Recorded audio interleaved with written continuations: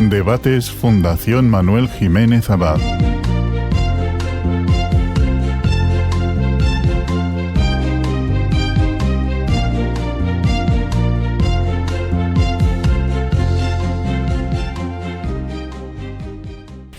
7 de octubre de 2023, mientras el pueblo israelí celebraba o se preparaba para celebrar la fiesta del Sukkot, grupos armados palestinos, principalmente de Hamas y otras organizaciones, realizaron una inmersión por tierra, mar y aire en el Estado de Israel. En pocas horas, miles de personas fallecieron, hubo 1.500 heridos y 240 personas fueron secuestradas. Un ataque que pilló por sorpresa al Estado de Israel, que hizo que declarara el estado de guerra por primera vez en 1973, llevando a cabo iniciativas militares contra la Franja de Gaza y contra Palestina, que ha causado miles de muertos entre ciudadanos y civiles palestinos. ¿Qué tal están? Bienvenidos otro día más a los podcasts y debates del área joven de la Fundación Manuel Jiménez Abad, un lugar abierto al diálogo. Hoy lo hacemos para hablar de este tema tan importante como es el conflicto en la Franja de Gaza, Palestina, Israel y la ONU. Y para ello nos acompañan nuevas incorporaciones en esta mesa de debate. Muy buenas, Yolanda Petrán, graduada en Derecho en la Universidad de Zaragoza y estudiante del máster de Abogacía de esta misma casa. También lo hacemos con compañeras que han participado en otros podcasts, en otros programas de aquí, del área joven de la Fundación Manuel Jiménez Abad, como es Noara Gaño, estudiante de Derecho en la Universidad de Zaragoza, e Irene Pardos. Muy buenas y muchas gracias por estar aquí. Antes de nada, vamos a hacer una introducción, pues estamos en un tema que es bastante complejo y polémico. Por ello, les recomendamos que consulten una serie de vídeos que vamos a añadir, que verán ustedes en este vídeo. Asimismo, en los que nos escuchen en la versión de podcast, lo podrán ver en la descripción, sobre cuáles son los orígenes de este conflicto entre Israel y Palestina. Se trata de una serie de vídeos grabados por la BBC, la televisión pública británica, que, aunque siempre ha compartido unos estatutos de rigor y un ciertos estándares de calidad, conviene contrastar y precisar con otras fuentes bibliográficas para tener una mejor idea al respecto. Y máxime cuando Gran Bretaña ha sido uno de los países que han participado en lo que es la creación del Estado de Israel y también uno de los socios principales de Israel en estos momentos. El conflicto entre Israel y los palestinos es muy complejo. Durante décadas, esta disputa ha causado decenas de miles de muertos y millones de refugiados, y ha convertido a Oriente Medio en un polvorín que está siempre a punto de estallar. Pero ¿por qué pelean israelíes y palestinos? La respuesta es complicada, por eso la hemos dividido en 3 videos: el origen del conflicto y las fronteras, los asentamientos judíos y la cuestión de Jerusalén. Comencemos por el comienzo. Para entender esta historia hay que dar un paso atrás en el tiempo, hasta finales del siglo XIX, cuando en Europa toma fuerza el sionismo. El objetivo principal de este movimiento de carácter nacionalista era la creación de un Estado para todos los judíos del mundo, que pondría fin a milenios de persecuciones y exilio. De hecho, apareció en parte como respuesta al antisemitismo que recorría Europa en aquellos años. Un antisemitismo que tuvo su máxima y brutal expresión con el Holocausto durante la Segunda Guerra Mundial.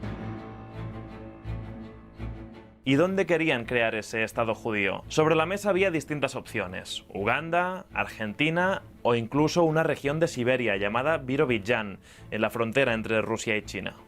Pero la tradición judía dice que la tierra de Israel está en el área geográfica conocida como Palestina o Tierra Santa, o sea, aquí, en esta franja de tierra de unos 400 kilómetros de largo entre el mar Mediterráneo y el valle del río Jordán. Pero ¿qué pasa? Que esta región también es sagrada para los musulmanes y para los cristianos. Además, cuando se empezó a plantear la creación de este Estado judío, esta zona pertenecía al Imperio Otomano, y si bien allí había una comunidad judía, la población era mayoritariamente árabe. Pero ocurrió algo que lo cambió todo: la Primera Guerra Mundial.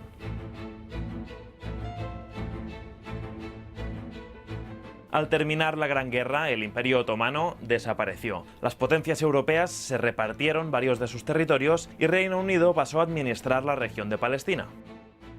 Esto es importante porque en ese tiempo el gobierno británico dio un paso clave: la Declaración Balfour, una carta en la que por primera vez el gobierno británico apoyaba la creación de un hogar nacional para el pueblo judío en la región palestina. Pero aclarando lo siguiente: no debe hacerse nada que pueda perjudicar los derechos civiles y religiosos de las comunidades no judías existentes en Palestina. Es decir, hay que respetar a los árabes. Aunque más adelante veremos por qué los árabes no se sienten precisamente respetados. respetados. El hecho es que en los años 20 y 30 miles de judíos se instalaron en esa región, a los que se sumaron en los años siguientes los que huían del Holocausto.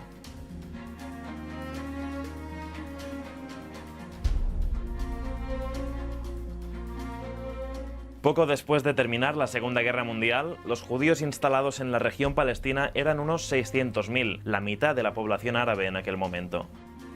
Y pronto aumentaron las tensiones entre las dos comunidades. Para resolver la situación y buscar una posible convivencia, en 1947 la ONU propuso un plan. ¿En qué consistía? Pues en la creación de dos estados independientes, uno árabe y el otro judío, mientras que Jerusalén tendría un régimen especial. Los israelíes aceptaron esa división, pero los árabes no. Lo consideraban una pérdida de su territorio, y el plan de la ONU nunca se implementó. Sin embargo, hay una fecha clave, el 14 de mayo de 1948. El líder judío David Ben Gurión proclama el establecimiento del Estado de Israel. Y justo al día después, 5 países árabes vecinos le declaran la guerra. Invaden el nuevo Estado judío con un objetivo claro: su desaparición. Estamos ante el primero de los conflictos árabe-israelíes. Tras un año de batallas, Israel no solo gana la guerra, sino que amplía su territorio y además conquista la parte occidental de Jerusalén. Mientras, Jordania ocupa Cisjordania y Jerusalén Oriental, y Egipto se queda con Gaza. Esta guerra terminó hace 70 años, pero tuvo dos consecuencias que hoy en día todavía perduran. La primera es el enorme número de desplazados, los hubo en ambas comunidades, pero el problema afectó sobre todo a los árabes que vivían en la zona israelí. Se calcula que unos 750.000 palestinos tuvieron que huir a otras zonas de la región o a países vecinos, especialmente a Jordania.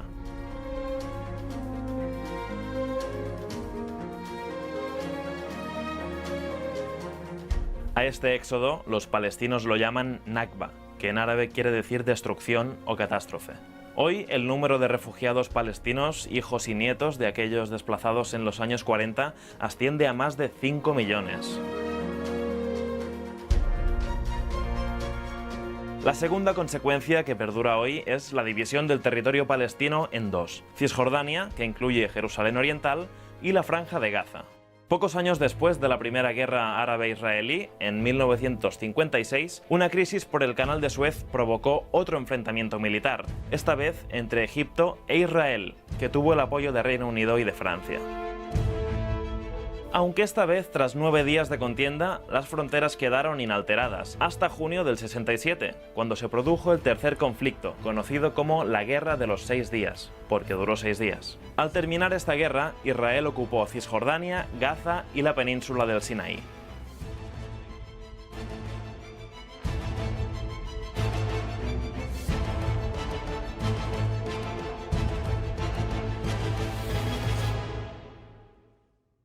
La última de esta serie de disputas internacionales entre árabes e israelíes fue la guerra de Yom Kippur, que en el 73 enfrentó a Egipto y Siria contra Israel.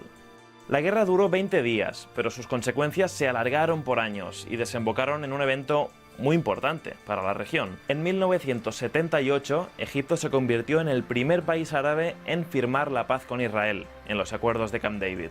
De esta forma recuperó el Sinaí, pero en cambio renunció a la Franja de Gaza. Eso fue un punto de inflexión que marcó también la relación de Israel con los otros estados árabes, aunque finalmente solo Jordania, además de Egipto, llegó a firmar un tratado de paz con el Estado judío. Si nos fijamos, los acuerdos de Camp David tuvieron mucha importancia, porque supusieron el final de la guerra abierta entre Israel y sus vecinos árabes. ¿Y qué significa eso? Que a partir de ese momento el conflicto quedó concentrado en una lucha entre palestinos e israelíes. Gaza y Cisjordania siguen, hasta el día de hoy, en parte bajo control militar israelí y en parte bajo la administración de la Autoridad Nacional Palestina, de la que hablaremos enseguida. Y esto nos lleva al próximo video, sobre los colonos judíos, es decir, sobre los habitantes de los asentamientos y los conflictos que han existido entre ellos y los palestinos desde el principio. Para verlo puedes hacer clic aquí o en el enlace de la descripción. Una vez ya introducida esta mesa, vamos a comenzar con la primera pregunta, y es, a título general para toda la mesa, ¿Qué opináis sobre el tratamiento informativo que se está dando en la situación de la Franja de Gaza? Pues no sé quién de nosotras tres queréis empezar. A ver, yo sobre el tratamiento informativo realmente creo que hay diversos aspectos. O sea, es una pregunta muy amplia y hay diversos aspectos. El primero de todo es el compararlo con otros conflictos. Al final, ahora mismo, este no es el único conflicto que está sucediendo, pero podemos observar, sobre todo en los medios tradicionales occidentales, como el tratamiento que se le ha ido dando a este conflicto es muchísimo más diferente, podríamos decir, que comparado con otros. Por ejemplo, el más reciente de todos, el conflicto entre Ucrania y Rusia, el tratamiento que se le ha ido dando, el seguimiento de todas estas noticias, incluso el lenguaje, que es una de las cosas más importantes cuando hablamos en el periodismo de cómo transmitimos las noticias. Cuando se habla del conflicto en Israel, se habla de gente asesinada, se habla de rehenes, se habla de víctimas. En cambio, cuando se habla de Palestina, son simplemente muertos, no son asesinados. Se habla de escudos humanos en vez de hablar de civiles, lo que contribuye en cierta forma a la construcción de un relato de deshumanización de este conflicto, en el que los palestinos dejan de ser personas, sino que se convierten en una especie de etnia que está ahí, que simplemente le ha tocado una especie de mal momento para vivir. ¿Qué opináis, Noara? Yo esta pregunta la he relacionado un poco más con el periodismo y con los periodistas que se encuentran ahí y que gracias a ellos podemos acceder parcialmente, porque por desgracia no totalmente, a la situación que se está viviendo.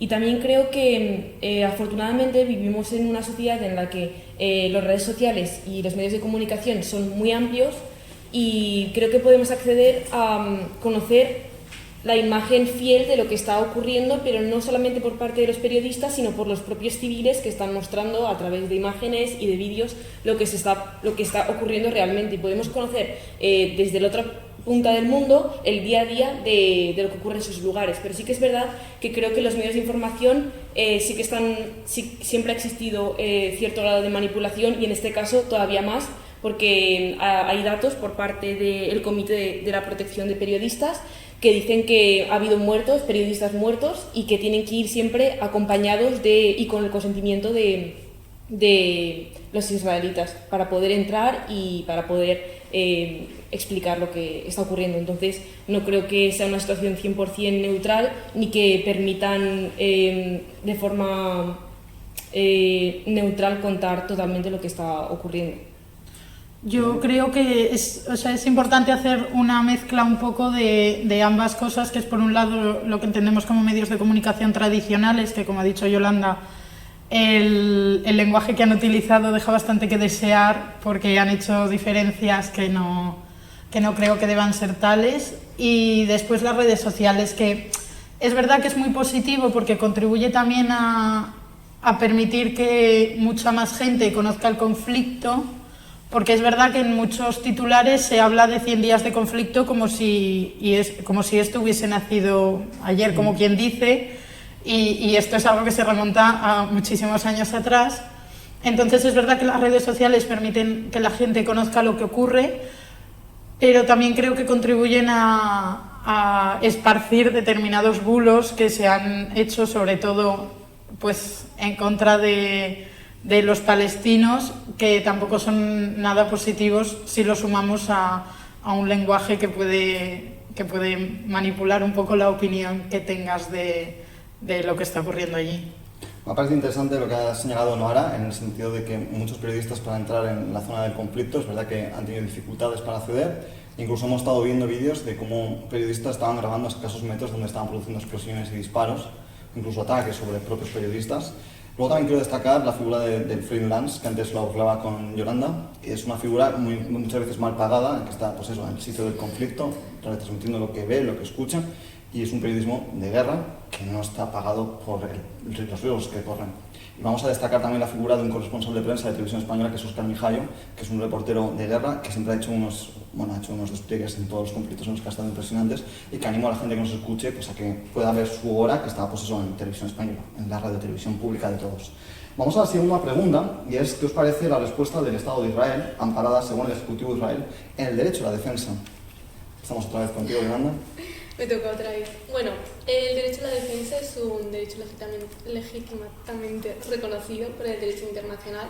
Eso los israelitas, no se equivocan, en el artículo 51 de la Carta de Naciones Unidas defiende este derecho a defenderse.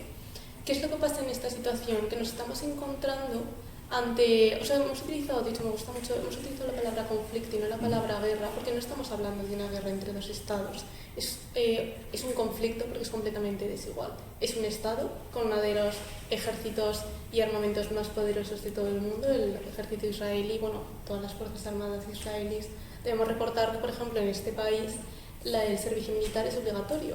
Por lo tanto, una de las, digamos, curiosidades de este conflicto es que en el lado de Israel no existen civiles, todo el mundo es militar. En cambio, en el lado de Palestina, y más aún en el lado de Gaza, la población existente en Gaza mayoritariamente son ancianos, mujeres y niños, por lo que nos encontramos con un territorio que ni siquiera es un estado, además es un territorio minúsculo, por lo tanto, todos estos bombardeos que ha habido constantemente, lo que han hecho es que el número de muertes por día que hay, creo que son 200, o sea, ahora mismo, cada día que está pasando hay 250 muertos mínimo, y es el mayor número que ha habido en las guerras de Oriente Medio. Entonces, es verdad que ese derecho de defensa existe, pero no tal y como lo plantea Israel. Ese derecho de defensa existe cuando Rusia atacó Ucrania, atacó otro estado, y entonces, claro, ellos tienen el derecho a defenderse, pero lo que estamos contemplando ahora es un genocidio. Primero porque el territorio de Gaza no tiene ninguna oportunidad de defenderse contra un ejército como el de Israel, y luego además lo que se está haciendo es exterminar a una población. No solamente los están bombardeando, sino que el 80% de la población de Gaza ahora mismo está al borde de la hambruna, tampoco tienen agua potable. Uno de los principales cultivos dentro que apoyaba la economía de Gaza eran los olivos, y por ejemplo lo que se está haciendo es secar las acequias con cemento. Los camiones del ejército israelí llevan toneladas de cemento y lo echan encima de las acequias para destruir por completo la agricultura. Lo que están haciendo es que el territorio sea inhabitable. Entonces, hablar de derecho a la defensa aquí es simplemente surrealista, porque en Israel no se puede defender contra algo que nunca ha sido una amenaza para ellos. ¿Nora? Yo estoy de acuerdo con lo que comenta Yolanda, en el sentido de que es un conflicto en un estado de desigualdad. Las partes no están en equilibrio como para poder enfrentarse. Se trata en la mayoría de personas que son civiles enfrentándose a militares, básicamente. Y es verdad que el artículo 51 sí que prevé la legítima defensa, pero yo creo, y afirmo que en este caso Israel se está excediendo de ese derecho de legítima defensa que efectivamente puede ejercer igual que cualquier Estado parte, pero lo está excediendo precisamente por ese punto de un conflicto en partes desiguales. Yo creo que efectivamente los métodos que está utilizando para defenderse y para ejercitar ese derecho a la legítima defensa exceden los límites planteados, porque entre otras cosas, según UNICEF hay 370 escuelas dañadas o destruidas, 94 hospitales atacados según la OMS. En fin, que son puntos que a priori no tienen ningún tipo de, no sirven para mantener el conflicto, y que son puntos que no suponen una amenaza para el Estado de Israel, y que sin embargo ha seguido atacando, vulnerando derechos como el derecho a la educación de los niños, el derecho a la salud de todas las personas, al margen del control que tiene en la frontera entre el territorio de Palestina y el Estado de Israel, que vulnera el derecho a la libertad que pueda tener cualquiera de entrar o salir del país en el que está o al que quiere acudir. Además, que hay más de 23.000 muertos en los 100 días desde que se vuelve a acrecentar el conflicto, que es que 10.000 de esos muertos son niños y niñas, con lo cual no creo que ningún derecho a la legítima defensa te permita o te ampare para matar a 10.000 niños y niñas que nada han hecho y nada pueden hacer para suponer una amenaza para el Estado de Israel. La siguiente pregunta va un poco en relación a la proporcionalidad que estabais hablando y sobre todo el tema del ataque a infraestructuras escolares, sanitarias. ¿Y creéis que el Estado de Israel podría responder por posibles delitos o crímenes contra la humanidad, tal y como sostiene Sudáfrica, que los ha llevado ante la Corte Internacional de Justicia? Pues sí. Absolutamente, porque es que creo que el método que está utilizando y por el que invoca la legítima defensa es que es un ataque generalizado contra la población civil, a la que llama escudos humanos, porque según dice Hamás los está utilizando como tal, pero es que, dedicarte a bombardear escuelas, hospitales en puntos en momentos tan críticos para la población, no creo que tenga ningún tipo de justificación y que absolutamente constituyen crímenes contra la humanidad, además de traslados forzosos que está obligando, valga la redundancia, a la población palestina a llevar a cabo, porque hay infinidad de gente trasladada, obligada de su hogar por las acciones que está llevando a cabo. ¿Nora? Sí, yo respecto a esto, la denuncia ha sido interpuesta por Sudáfrica y creo que eso le ha honrado mucho, ya que muchos de los otros estados le han ratificado esta denuncia, y quisiera decir que lo ha basado en 8 datos, de los cuales puedo recordar que se estaba vulnerando pues el derecho al acceso al agua, los desplazamientos masivos que se están produciendo y a condiciones pues totalmente inhumanas. Entonces, claro que está fundamentado y que puede seguir adelante, y tenemos que esperar a que el tribunal resuelva, ¿no?, esta cuestión. ¿No lo ves una denuncia arbitraria? ¿Ves que para está nada. bien Está justificada, totalmente bien argumentada? fundado? Además hay expertos que lo relacionan bastante con lo que sucedió en Sudáfrica. De hecho, luego seguiremos hablando de ello. Yolanda. Bueno, yo en este punto creo que difiero un poco de mis compañeras, no porque crea que la demanda no tiene sentido, sino que todos los argumentos son válidos. De hecho, está más que probado que es un genocidio, lo que he comentado, no ahora del acceso al agua potable. No es simplemente que los estén matando a los bombardeos, volvemos un poco a lo de antes. A mí, uno de los puntos que más me impresionó de la demanda de Sudáfrica, porque era algo que resulta muy obvio, pero hasta que no te lo dicen no caes, es que lo que se está haciendo, uno de los argumentos era que las mujeres embarazadas, al no tener hospitales, al no tener agua potable, al no tener las condiciones adecuadas para dar a luz, se estaba matando a niños antes de nacer. Entonces, el genocidio no es únicamente cuando matas gente que ya está viva. El genocidio también implica el no dejar que nazca ningún palestino nuevo, que eso es aberrante. Y en relación a por qué difiero de la posición de mis compañeras, porque esto ya se ha intentado antes. Palestina no es la primera vez que acude a la Corte Internacional de Justicia para que responda por sus crímenes, y creo que en el derecho, y más aún en el derecho internacional, nos encontramos con un grave problema, que es de la teoría a la práctica. En teoría deberían ser condenados, están cometiendo un genocidio, pero en la práctica es muy difícil que esto ocurra. En primer lugar, porque Israel no reconoce a la Corte Penal Internacional, no ha firmado el Estatuto de Roma, que es uno de los principales obstáculos que tiene. Sí que es verdad que firmó la Convención contra el Genocidio, por eso hay una discrepancia, se habla mucho en los juristas internacionales, porque aunque no haya firmado el Estatuto de Roma y no reconozca ese tribunal como alguien válido, al haber firmado la Convención del Genocidio, que está en 1948, está obligado. Y Palestina, como sí que reconoce este tribunal, puede, cualquier país, cualquier Estado que reconozca este tribunal puede demandarles. Eso sí, son 15 jueces los que deciden, cada juez pertenece a un país distinto, y lo que nos ha enseñado la jurisprudencia de esta Corte Internacional es que normalmente los fundamentos jurídicos de los jueces se alinean mucho con las posiciones políticas de los estados. Que hay mucha politización en ese tribunal internacional. Eso es.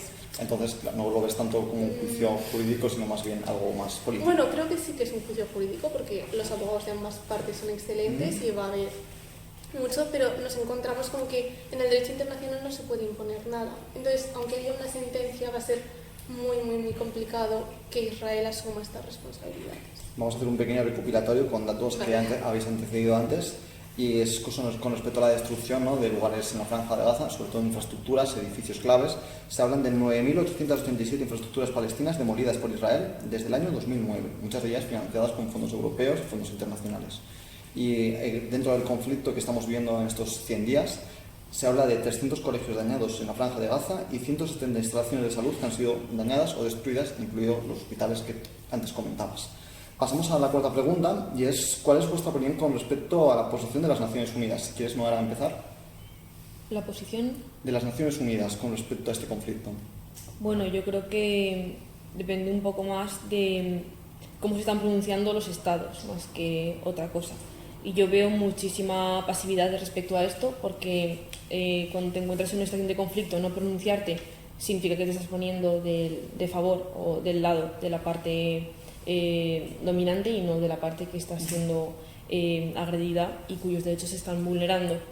Creo que por parte de Naciones Unidas podría hacerse mucho más y que no se está protegiendo el derecho básico y los derechos fundamentales que están escritos y que están firmados y aprobados por todos los países. Luego, lo escrito en papel tiene que ejecutarse en la realidad, tiene que ser efectivo. De nada sirve que los estados firmen y ratifiquen convenios y luego en la práctica eso se queda en nada, reducido a la nada. Es curioso porque había un dicho romano que decía verbam volant, scriptam manem, que las palabras cuando las hablas vuelan, pero lo escrito permanece. En este caso hay escritos y no se están cumpliendo, que eso es bastante grave. Irene. Yo creo que también es un poco que para tratar este tema hay que individualizarlo según cada estado y es verdad que es curioso, cuanto menos, que ver cómo países que se dicen democráticos y se presentan como defensores de los derechos humanos no solo no apoyan abiertamente a Palestina, no es que se mantengan neutrales o no apoyen abiertamente a Palestina, es que directamente se posicionan a favor del Estado de Israel cuando, por todo lo dicho anteriormente y muchas cosas que quedan, es evidente que no está respetando esos derechos humanos y esos principios democráticos que aparentemente el resto de estados, pues hablo de estados europeos, Estados Unidos y demás, defienden y dicen defender. ¿Yolanda?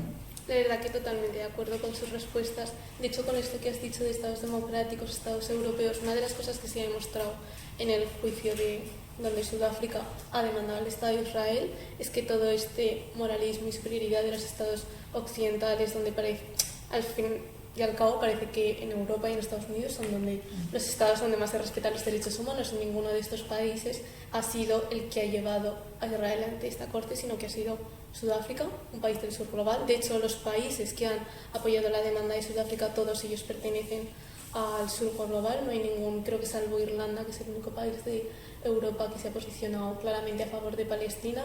El resto, muchos han mantenido su neutralidad política, pero por ejemplo nos hemos encontrado con otros que, al menos para mí, sí que ha sido una sorpresa, como Alemania, que está apoyando de forma inequívoca y clara al Estado de Israel. Eso lo podremos hablar en la siguiente pregunta. Sí, perdón, me estoy adelantando. Sí que es cierto que, bueno, vamos a contar datos, y al menos han muerto 130 trabajadores de la Agencia de la ONU para los Refugiados Palestinos, que es una cifra increíble. De hecho, había expertos que no entendían por qué Israel estaba como tan enfadada o como la ONU estaba tan enfadada con Israel. Pues es que han fallecido 130 trabajadores de la ONU. Es que es un dato increíble. Son personas que están ahí intentando ayudar a las personas y han fallecido en su misión.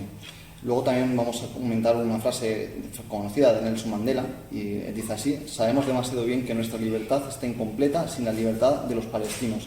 1997, una frase que ha replicado el actual presidente del gobierno de Sudáfrica en esta denuncia ante la Corte Internacional de Justicia.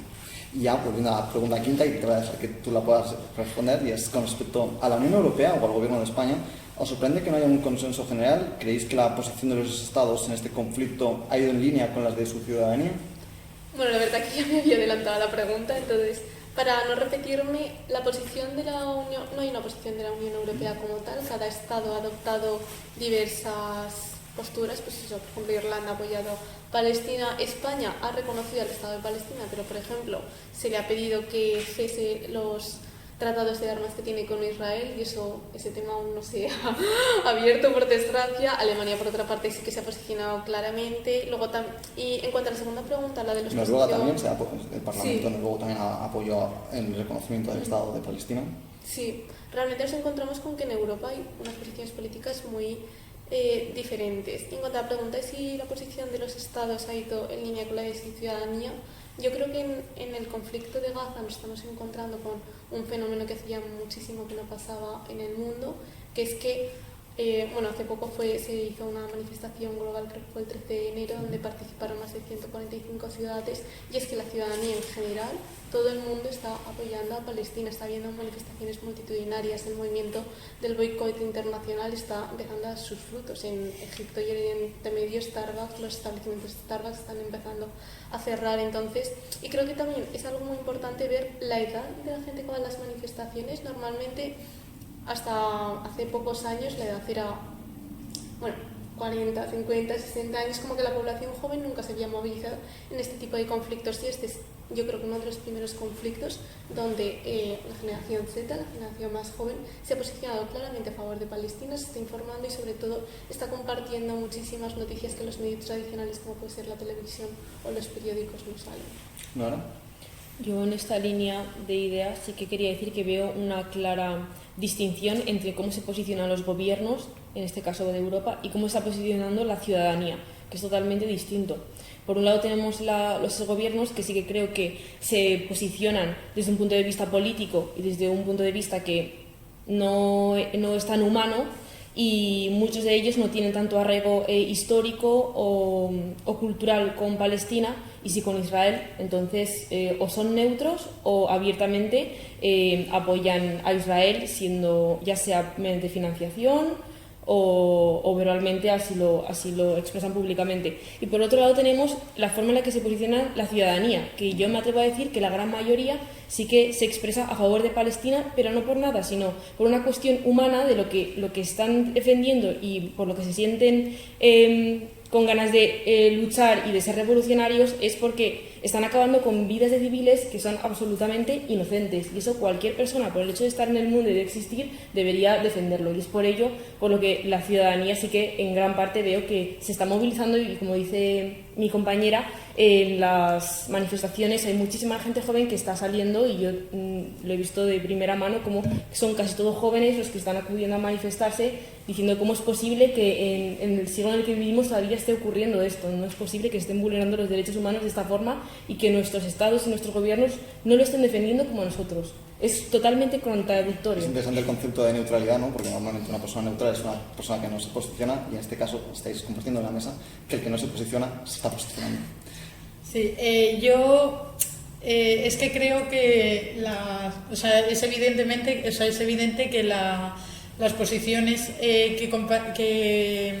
que tienen la mayoría de estados a nivel político no se refleja en las posiciones de sus sociedades, porque creo que es un poco lo que decía Noara, de que los estados probablemente estén actuando desde un punto de vista muchísimo más político, y la sociedad esté actuando y reivindicando desde un punto de vista más humano. Y creo que es importante destacar que quizá hemos normalizado que los gobiernos actúen de una manera altamente política y politizada, cuando en según qué aspectos deberían ser bastante más humanos, por un mero respeto a aquello que reconocen y dicen defender, como he dicho antes, que son los derechos humanos. O sea, hemos normalizado que trabajen desde la política, cuando quizá deberían incluir un poquito más la humanidad.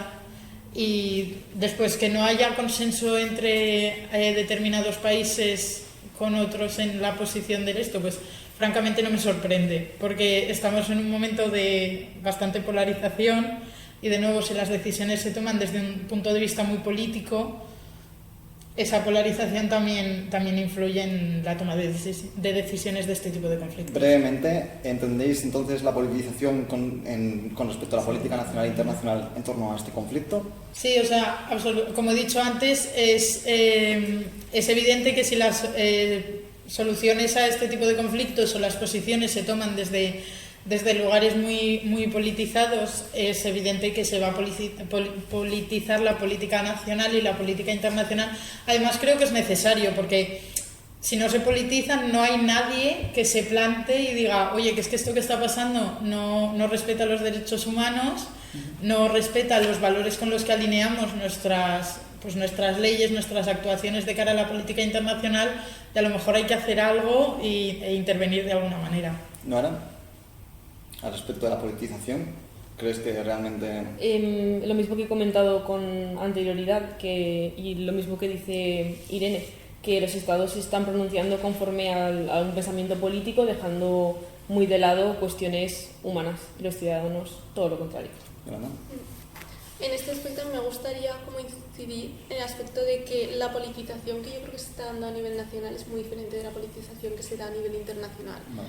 En España, por ejemplo, para poner un ejemplo que creo que fue más o menos reciente, creo que fue el gobierno de Madrid que quería darle una medalla de honor o algo así a Israel. La embajadora de Israel. Sí, y que al final se tuvieron que echar atrás. Esa fue una reacción contra el gobierno central, no fue porque de repente el PP haya sido un adalid de Israel, sino simplemente utilizaron este conflicto como arma arrojadiza hacia el gobierno central. Por otro lado, en el plano internacional, yo creo que sí que nos encontramos con unas posturas más o menos tradicionales en este conflicto. Por ejemplo, Estados Unidos fue uno de los principales potenciadores de la creación del Estado de Israel. De hecho, el actual presidente Joe Biden, cuando era más joven, aunque no se cuesta imaginarlo, fue uno de los primeros que dijo que era vital que hubiera un Estado en mitad de Oriente Medio que fuera afín a los intereses de Estados Unidos. También fue vicepresidente con Obama, sí. Entonces también estuvo implicado en claro, esto. realmente lo que hemos comentado un poco las tres, este conflicto no empezó el 7 de octubre, Pues, sino... yo en línea lo que me comentabas, es curioso, yo creo que también es verdad que se ha usado como una forma de hacer ponerse en contra del gobierno, ¿no? Y en el año 2014 el Parlamento gallego, donde entonces estaba de presidente Feijóo, hizo una declaración en donde reconocía el Estado de Palestina e incluso hablaba del reconocimiento de los derechos de retorno de las personas y comunidades en las tierras y casas de las que fueron expulsadas. Esta declaración, que fue institucional y que tuvo toda la unanimidad del Parlamento gallego y el apoyo obviamente del Partido Popular, entonces por Feijóo, que estaba de presidente, que ahora es el actual líder del PP, contó con una respuesta del embajador de Israel, que consideró que el Parlamento gallego se acaba de unir con esta declaración a los peores y más extremistas enemigos de Israel. Y 2 años después, a Feijóo fue con un consejero a Israel, no sé si fue el de Economía o el de Hacienda, y se reafirmó en palabras parecidas. Así que es cuanto menos curioso este cambio de posición, pero bueno, puede estar justificado en lo que dices de ser un arma arrojadiza contra el gobierno y tener más argumentos para posicionarse en contra de este. Pasamos a la siguiente pregunta. ¿Y qué es lo que diferencia este conflicto con otras guerras? Bueno, un poco lo que he repetido al principio. Este conflicto, en primer lugar, lo que se está produciendo es un genocidio. Además, lo que hemos comentado antes de las redes sociales, nosotros cuando dábamos en clase la Segunda Guerra Mundial, cuando te explicaban lo del Holocausto, todo el tema de los nazis, siempre una pregunta muy recurrente, sobre todo cuando eres más pequeño, es que no entiendes muy bien cómo había pasado eso, de si yo estoy en clase y veo que cogen a la mitad de mis compañeros, los sacan fuera y veo que los están matando porque nadie hace nada. Eso es exactamente lo que está ocurriendo ahora. Ahora mismo tenemos, entre comillas, el privilegio de presenciar en directo, porque gracias a Instagram tú puedes ver de primera mano todo lo que está sucediendo en Gaza. Estás presenciando en directo un genocidio. Y sin embargo, menos en España, la mayoría de los políticos no están haciendo absolutamente nada para pararlo. Y es verdad que en estas cosas hay que diferenciar, ser conscientes como de los puestos de poder que tiene cada uno como ciudadanos. Lo que podemos hacer pues no es tanto como lo que podría hacer un presidente de gobierno o un ministro. En este caso, por ejemplo, todos los tratados del comercio de armas que tiene España con Israel ahora mismo se podrían romper, y sería una de las principales muestras de apoyo hacia Palestina. En Estados Unidos, hace poco, en el Senado, Bernie Sanders lo que hizo fue intentar abrir una investigación, ni siquiera estaba ya de frenar ni tratados de comercio ni nada, abrió una investigación simplemente para ver qué uso se le estaba dando a las armas de Estados Unidos que le está dando Israel. Creo que solo 11 personas votaron a favor de esta investigación. ¿Nora?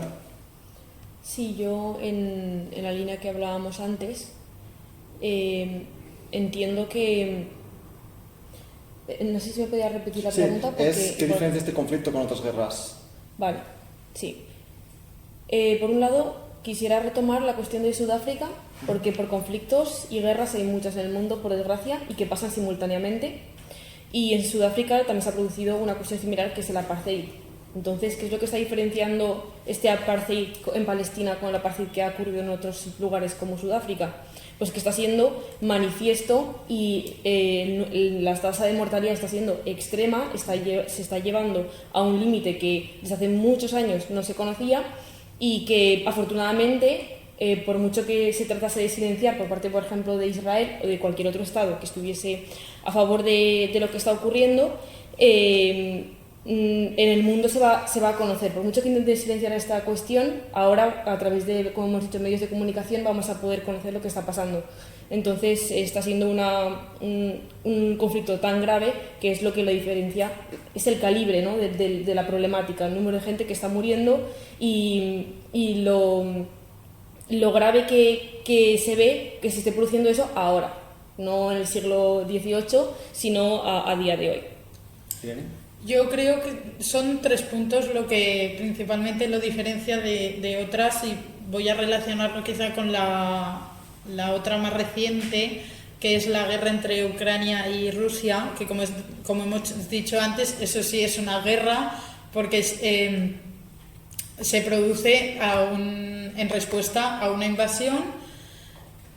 Pero es que esto, como hemos dicho antes, es que es un conflicto, es que no es 2 partes iguales que luchan por X motivo, me da igual el que sea, si me entendéis, es que es un territorio en absoluta desventaja respecto de un Estado que no es que solo sea ese Estado, sino que está respaldado por muchísimos otros estados, con lo cual deja a Palestina y al territorio en clara desventaja. Después, otro punto que lo diferencia, de nuevo, las redes sociales nos están permitiendo verlo en directo prácticamente, no solo a través de medios de comunicación tradicionales, sino a través de perfiles de activistas que están allí sufriéndolo como el resto de civiles y que permiten al resto de personas que estamos en todo el mundo conocer lo que está pasando y ver la realidad fuera de la manipulación que pueda existir por los medios de comunicación por cuestiones políticas. Y lo último, creo que es importante y que lo diferencia, por ejemplo, del que he dicho antes entre Rusia y Ucrania, es la separación en muchos estados de la opinión de la sociedad y la opinión de la clase política. Quiero decirte, cuando estalló la guerra entre Rusia y Ucrania, todos entendíamos que Ucrania tenía que ser apoyada porque estaba sufriendo una invasión de un Estado ajeno a ella, pero es que aquí, en este conflicto, tenemos a la sociedad que mira desde el punto de vista humano y se da cuenta que no puede haber más de 10.000 niños y niñas muertos, mientras tenemos estados que no se alinean con lo que piensa su sociedad y siguen mandando armas a Israel, apoyando abiertamente a Israel, en fin. ¿Creéis que los sucesos del 7 de octubre han marcado un antes y un después en Gaza? ¿O en el pensamiento al respecto de estas posiciones? ¿Yolanda? Sí, yo creo que sí, un poco por lo que he dicho antes. Este conflicto lleva desde los años 50, o sea, no es la primera vez que estos conflictos ocurren en Gaza. Creo el más conocido es el Nakba que hubo por todo Jerusalén. Luego, además, ahora no estamos centrando en Gaza, pero es a lo largo de todo el territorio palestino donde está habiendo ese conflicto. Ahora mismo este conflicto se ha extendido hasta el Líbano, en Yemen ahora también, con todos los ataques que está habiendo a los barcos, se ha desplazado un montón. ¿Qué está sucediendo en comparación con los conflictos anteriores? Por primera vez, en general, la ciudadanía global se posiciona a favor de Palestina, el movimiento de boicot, las manifestaciones, todas las expresiones de apoyo. Está habiendo un movimiento internacional de apoyo a Palestina y por primera vez se está poniendo, gracias a la ciudadanía, el foco de los medios en este conflicto.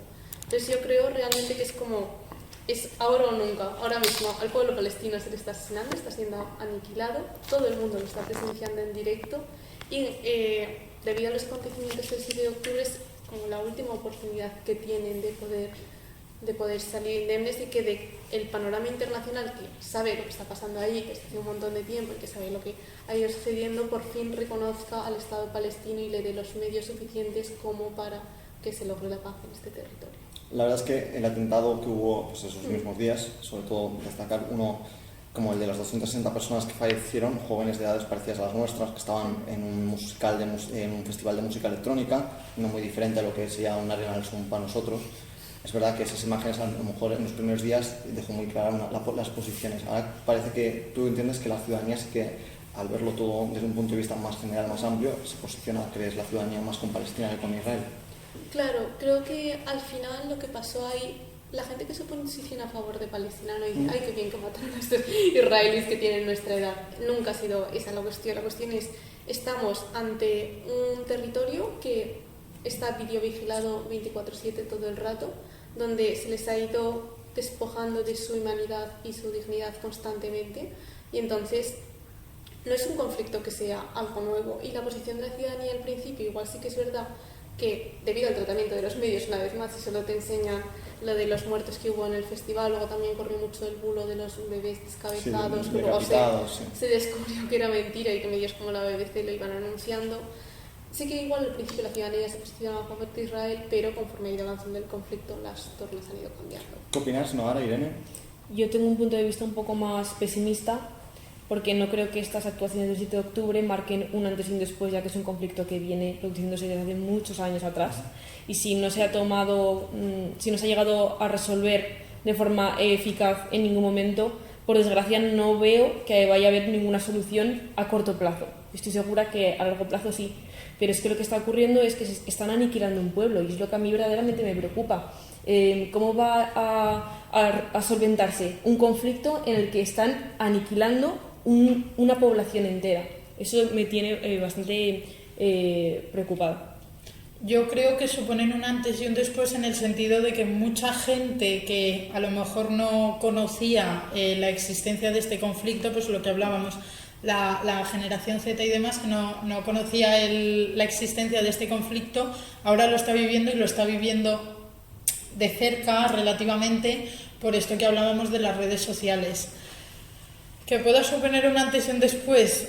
Pues sí, no, quiero decirte, si los estados deciden alinearse con lo que sus sociedades están pidiendo, que es algo tan básico como el respeto a los derechos humanos, pues supongo que sí que habrá un antes y un después. Si no, pues las cosas seguirán como hasta ahora, se terminará por aniquilar a un pueblo, y veremos los conflictos que las posiciones actuales de los estados puedan desarrollar en el futuro con el resto de países árabes y que están alineados con Palestina. Nada, se ha mostrado un poco pesimista. No sé si vosotras opináis que haya una resolución del conflicto pronto entre Israel y Palestina. ¿Creéis que puede haber una solución? Yolanda. Bueno, a corto plazo no, a largo plazo yo creo que sí que va a haber, porque el juego internacional ahora está puesto. Lo que pasa es que sí que es muy importante el que ha dicho Noara. Si al final aniquilas a un pueblo entero, ¿quiénes van a ser los que estén construyendo este Estado palestino? Yo no soy muy optimista, pero una parte de mí quiere pensar que sí, que hay una solución a corto plazo, porque si no se soluciona a corto plazo, lo que va a terminar ocurriendo es que el pueblo palestino va a desaparecer. El territorio va a seguir, pero sus habitantes van a desaparecer, con lo cual no es que si eso ocurre, no es que se haya dado una solución a largo plazo, sino que sencillamente el problema se ha acabado, porque hemos acabado con lo que intentan plantear como el oponente de Israel en esta guerra, conflicto. Entonces, sí, una parte de mí quiere pensar que habrá una solución a corto plazo, pero es bastante complicado. ¿Noara, quieres finalizar? Sí, desde un punto por ver un poco de luz dentro de esta oscuridad, es que sí que veo que el mundo se está moviendo, que los ciudadanos del mundo sí que se están moviendo en este conflicto y se están pronunciando, la gran mayoría, está habiendo grandísimas manifestaciones, y que de verdad espero que eso pueda servir para algo, y que, como dice este refrán de que la unión hace la fuerza, de verdad sea así, porque si dependemos solamente de la decisión de políticos, pues ya vemos que este conflicto no tendría fin nunca. Pues muchas gracias, chicas. Pues nosotros ya nos despedimos. Lo hacemos como siempre recordándoles que las redes sociales y nuestra página web tendrán toda la información sobre futuras actividades de la Fundación Manuel Jiménez Abad y del Área Joven. Gracias como siempre por escucharnos. Adiós.